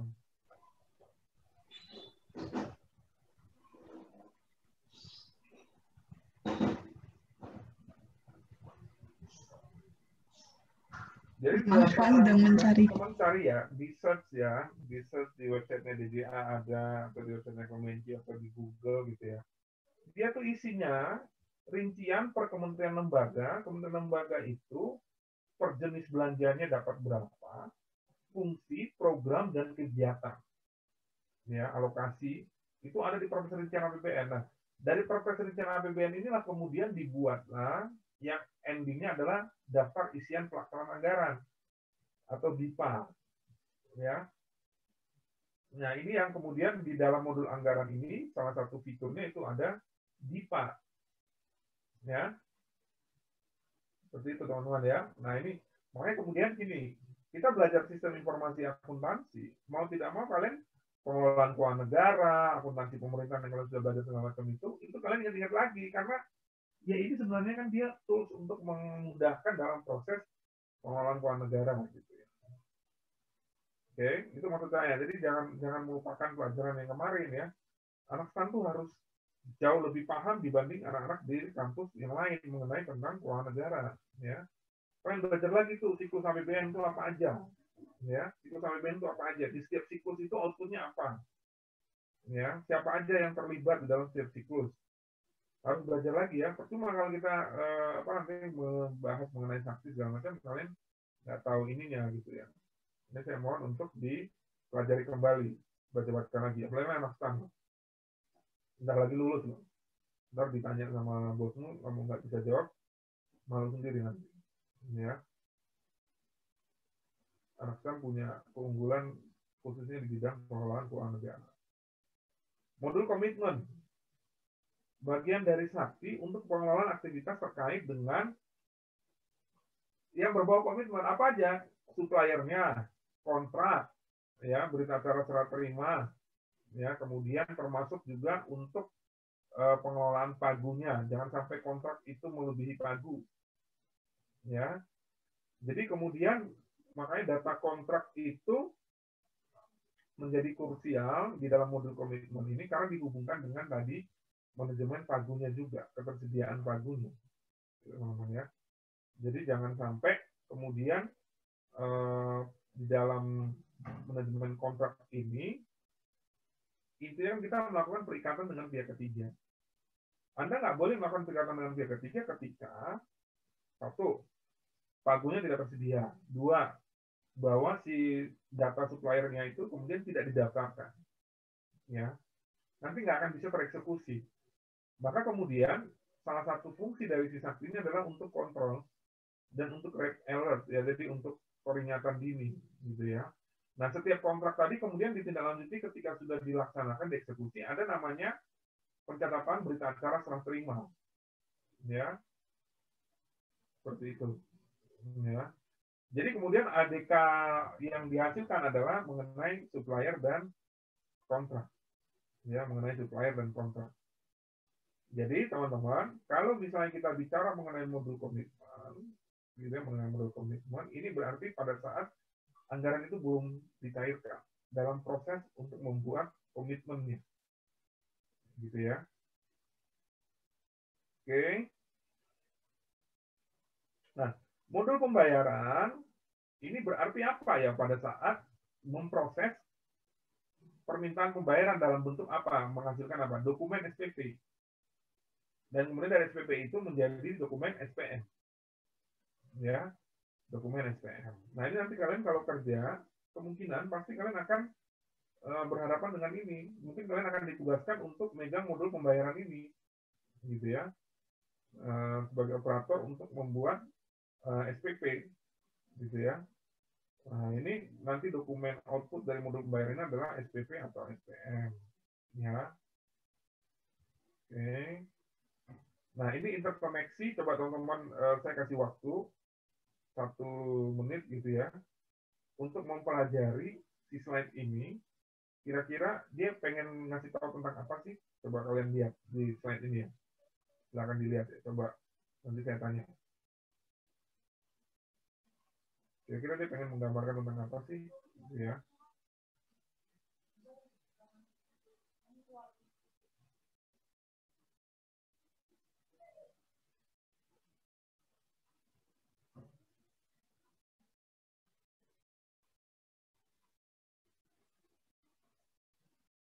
Nah, dibaca baik-baik.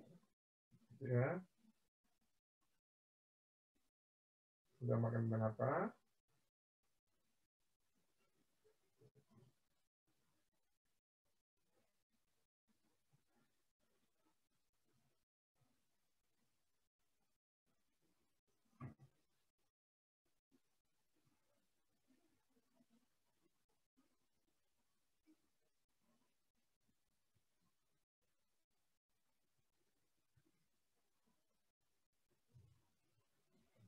Sudah? Oke. Coba, siapa tadi yang belum bicara?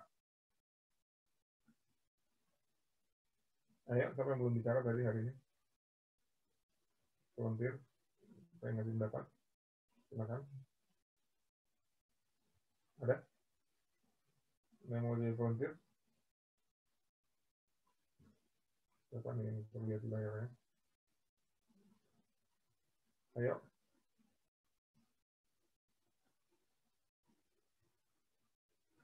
Ya, siapa? Safira atau Ahmad Arif?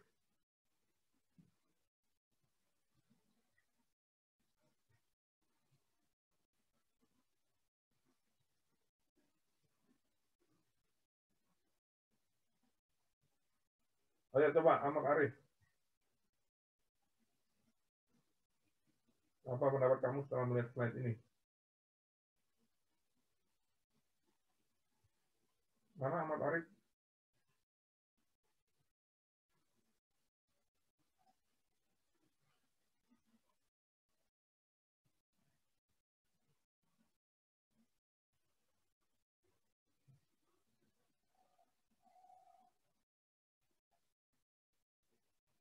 Ayo.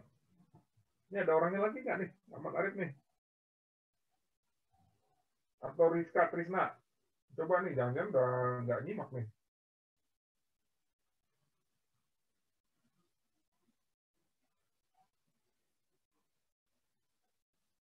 Mana Rizka Trisna?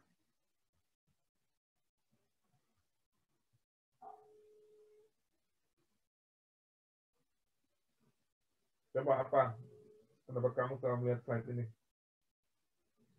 Yang slide nomor 34 ini.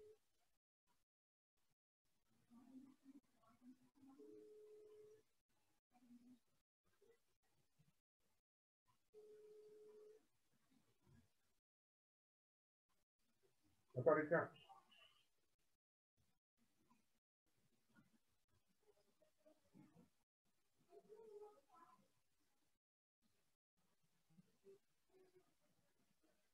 Ya.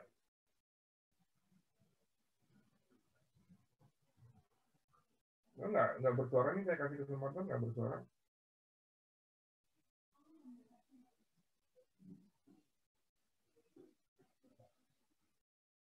Jadi teman-teman, tolong kalau saya kasih kesempatan bersuara gitu, jangan diam aja ya. Nah, kalau di dalam slide ini teman-teman seharusnya bisa mengambil kesimpulan bahwa gitu ya, bahwa si sakti ini kemudian dalam satu siklus mulai dari RKKL, DIPA, kemudian kontrak, SPP sampai SPM, dan kemudian jadi uang negara itu keluar, itu dia menginterkoneksikan si satker ini dengan si KPPN. Ya. Menginterkoneksikan si satker ini dengan KPPN.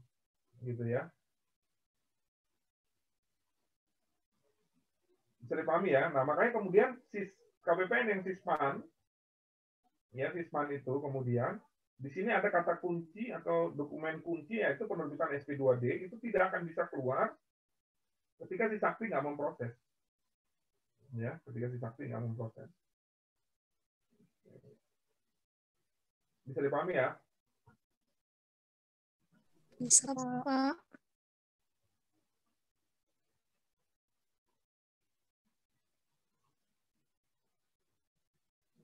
Oke, kalau ini saya lanjutkan teman-teman ya, saya lanjutkan.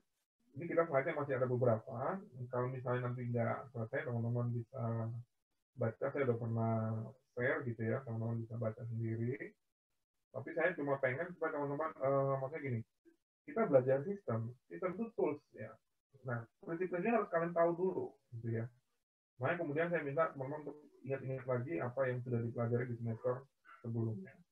Nah, untuk modul bendahara, ya berarti dia untuk bendahara, sudah pasti. Ya, untuk menata usahakan baik LS bendahara maupun UPT-UP, ya, maupun UPT-UP yang ada di satker bendahara. Ya. Oke. Nah, kemudian modul persediaan, ini terkait dengan persediaan. Persediaan, ingat kan apa aja persediaan itu isinya? Coba bersuara. Apa aja sih persediaan itu? Sebentar ya, saya stop share dulu. Mau input itu dulu. Ya, apa? Persediaan itu isinya apa aja? Coba.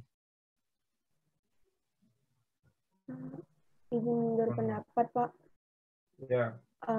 Persediaan itu isinya alat tulis kantor, Pak, mungkin ATK. Oke, apalagi? Kalau misalnya dia satker yang dia kayak kesehatan, mungkin ada obat-obatan, Pak, yang akan diserahkan kepada masyarakat. Atau dia barang yang akan diserahkan kepada masyarakat, soalnya bantuan sosial dalam bentuk barang yang belum dibagikan kepada masyarakat. Oke. Menurut saya itu, Pak. Ya, jadi modul persediaan ini adalah untuk barang-barang yang masuk dalam kriteria persediaan sesuai dengan akuntansi pemerintahan ya. Jadi misalnya tadi ATK ya, kemudian apa namanya obat-obatan. Nah, selain itu apa lagi kira-kira? Ada lagi nggak yang lain? Nggak cuma itu persediaan. Ada lagi nggak teman-teman? Apa contohnya? Ayo yang cowok-cowok bersuara. Izin menjawab, Pak. Mungkin kalau misalnya di KL seperti Polri itu bisa peluru, Pak, peluru senjata. Ya, oke, peluru senjata gitu ya. Kalau KL misalnya Kementerian Pertanian gitu, persediaannya bentuknya apa? Izin menjawab. Izin menjawab, persediaannya mungkin bibit tanaman kayak gitu. Ya, bibit tanaman itu juga persediaan. Nah, itu di teman-teman, jadi itu dilaksanakan di modul persediaan. Oke. Nah, kita lanjutkan. Oke. Sudah kelihatan belum?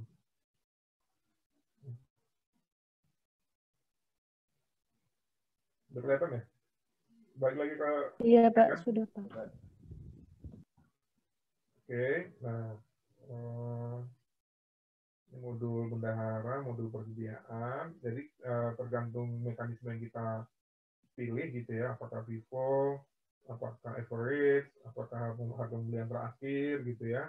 Tapi saat ini yang kita pakai ya, dia metodenya metode perpetual dan harga beli terakhir.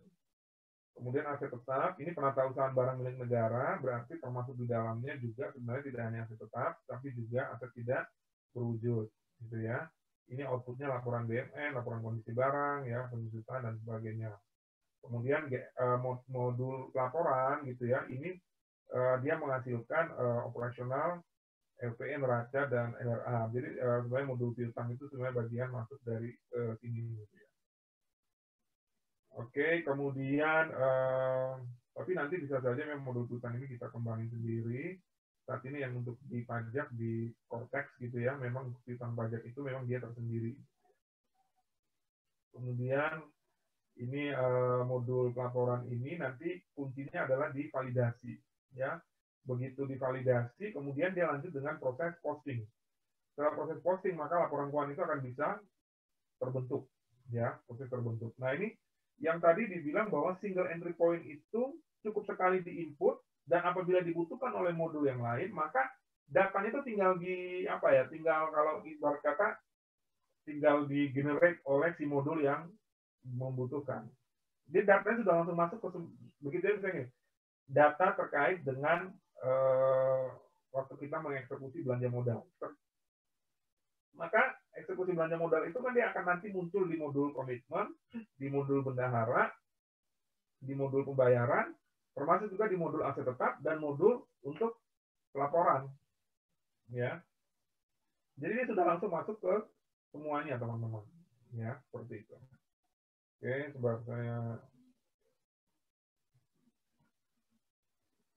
tutup dulu.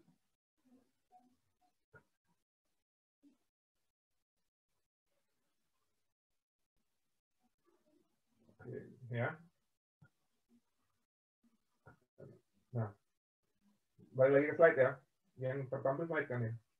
Nah, sekarang ini kita lihat topologi infrastruktur saksi saat ini. Jadi boleh dibilang gitu ya teman-teman bahwa dia tuh multi sector, multi user, tetapi single database ada di Kementerian Keuangan. Ya. Database-nya kita pelihara, ya. Jadi saksi database-nya itu mengintegrasikan semuanya. Nah, ini yang tadi teman-teman lihat ada operator, validator, dan approver.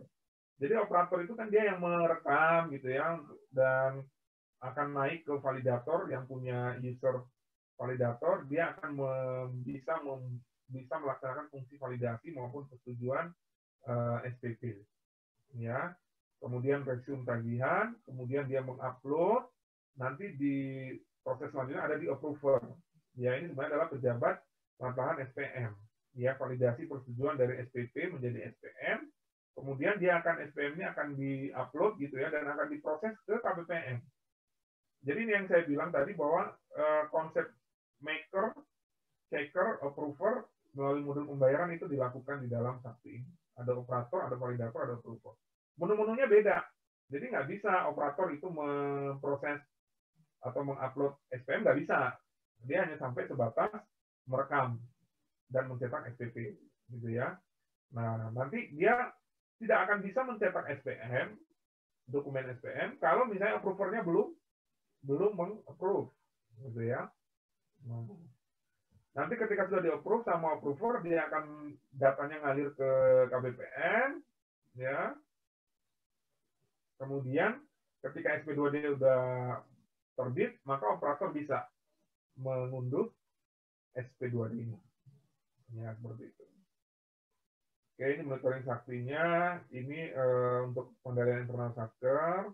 Kemudian dia untuk juga apa ya, untuk dari DJPB sebagai kuasa bendahara negara, gitu ya, monitoring.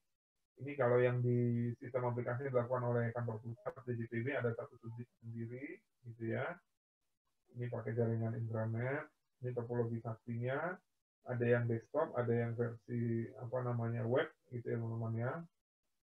Bentuknya seperti ini kira-kira. Kemudian ini evolusi teknologi saktinya sendiri di 2019. Kemarin kita sudah pakai Angular 7.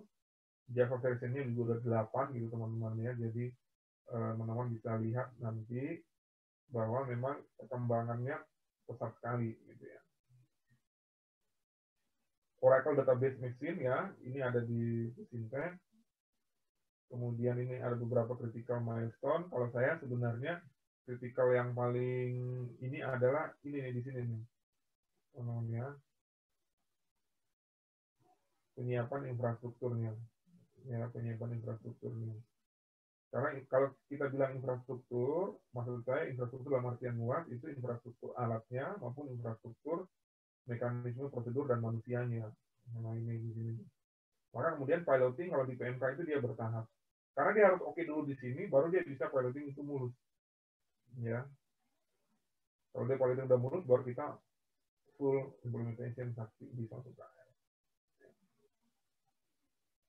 Oke, saya rasa itu teman-teman, waktunya juga udah habis.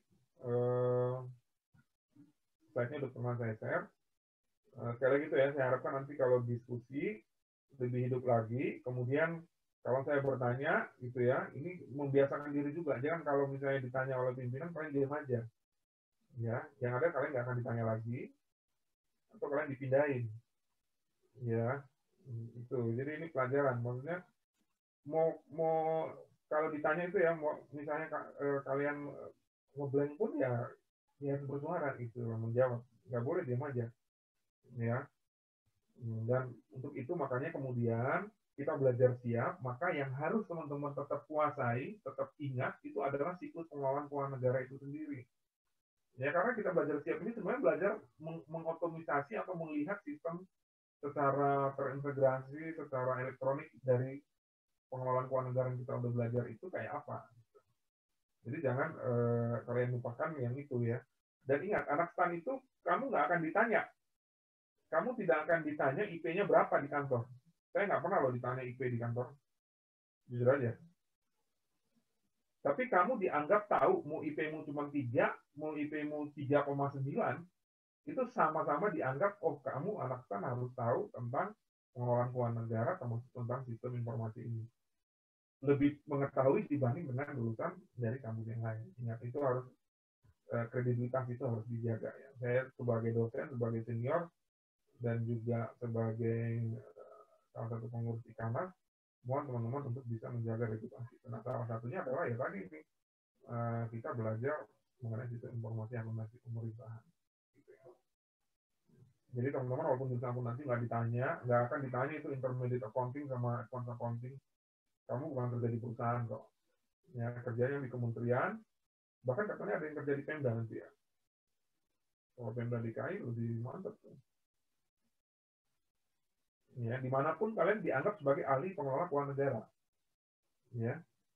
Bukan ahli intermediate, bukan ahli cost accounting, bukan ahli pengelola keuangan negara. Pengelola keuangan negara itu semua satu siklus.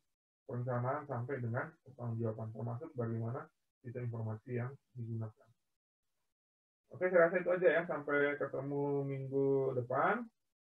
Semoga sehat selalu. Ya, assalamualaikum warahmatullahi wabarakatuh. Waalaikumsalam warahmatullahi wabarakatuh.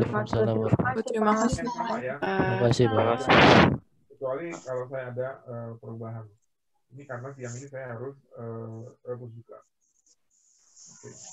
Terima kasih. Selamat pagi. Saya N ya.